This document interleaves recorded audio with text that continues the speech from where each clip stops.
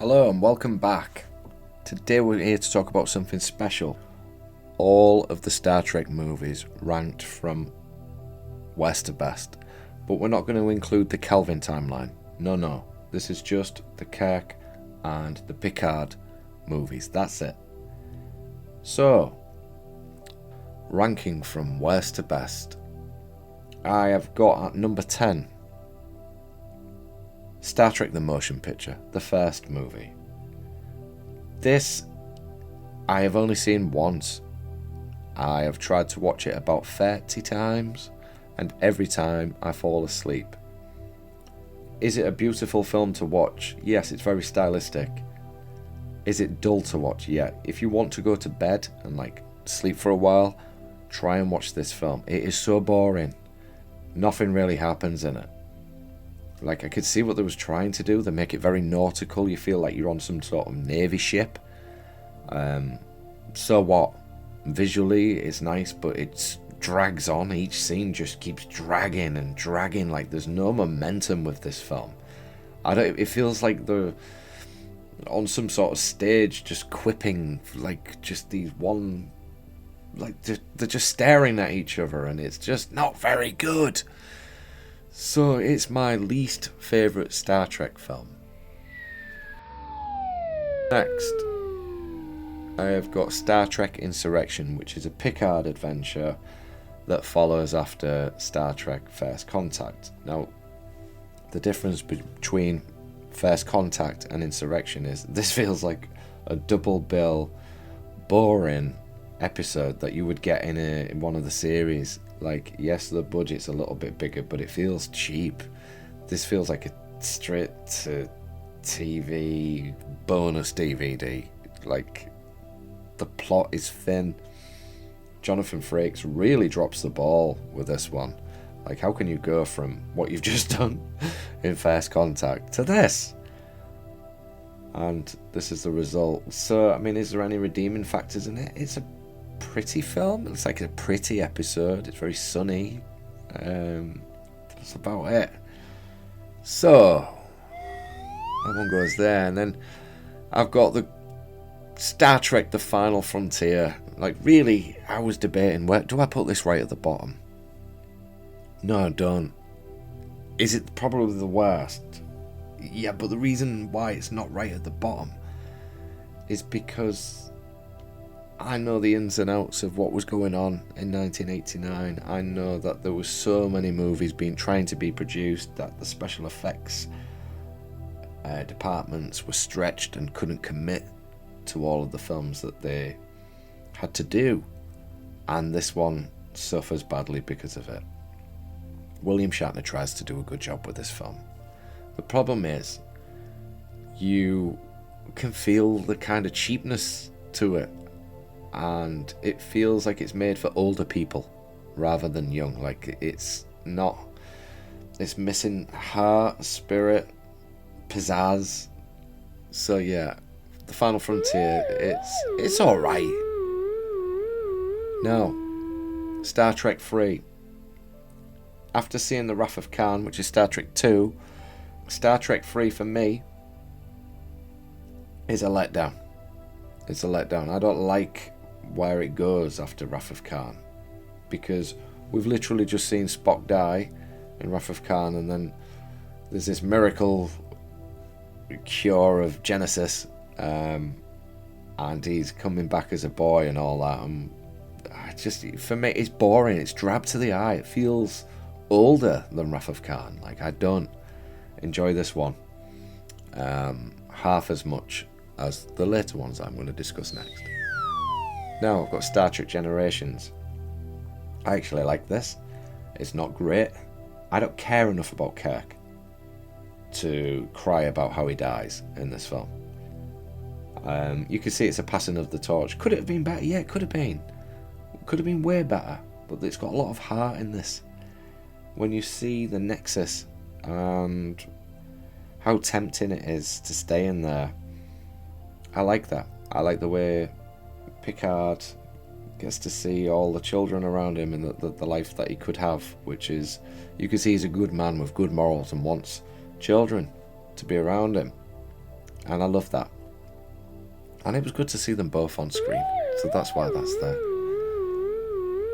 Okay, now we've got Star Trek Nemesis. Now, people don't like this one. I can see why. But I can also see a lot of heart in this one. What they try to do with Data's character, I think is great. I love the little song he sings. Never saw the sun shining so bright, going so bright. Which reminds Picard of who he was. It's like, in a way, it's a little bit like how Spock does the mind meld, and it's like his soul is kind of transferred into the new Spock that's been born. It's the same for Data and the character of B4, the inferior robot, cyborg, droid, whatever you want to call him. So yeah, and I like, it's kind of wraps the Picard era up. I'd say the worst thing about it is Tom Hardy. I don't like him in this. It was a weird casting choice. So yeah, I'm putting that one there. Now, I've got Star Trek The Voyage Home, which is part 4. This one decides to bring Star Trek into our time, which was the 1980s at this point. And some might say that that is a cheap way of not having to go on location and not do special effects and things like that. Well, you're wrong, because this one, although it's set on Earth and we get to see, I can't remember, is it San Francisco? I'm not sure. We get to see that. This one doesn't need the special effects. It's got the chemistry of the cast, and the story's pretty good. Like, is it a bit silly? I know. It's like what you would see in an episode. It's clever. And what the dynamic of Spock and Uhura and all of them on Earth, it's funny as well. Like, it delivers, this film, and it doesn't need to be set in space. This is just another story branch of what could be done when you have the technology that they have. Like, it's infinite amount of stories and ideas, and this one works for me. So we're going to go on to, so at number 3 I have got Star Trek 6 The Undiscovered Country. I went to the cinema to see this one. This is the first one that I saw in the cinema, and I didn't really know what I was getting myself into. I always imagined it was going to be something like Star Wars. Bear in mind, I was 9 when I went to see this, so I was expecting some space adventure, and it delivers. We get some CGI in this, some CGI blood, we get some morphing special effects, we get some great performances, and it's very different in the scale compared to Star Trek V The Final Frontier, which I mentioned earlier. Visually, this is superb. It's a masterpiece. You can see that the love and the tension that was lacking in Part 5 is brought to here tenfold, as if to say, we are sorry for what we've done, and we're going to give you everything we can, and they do. They deliver. So yeah, that's at number 3.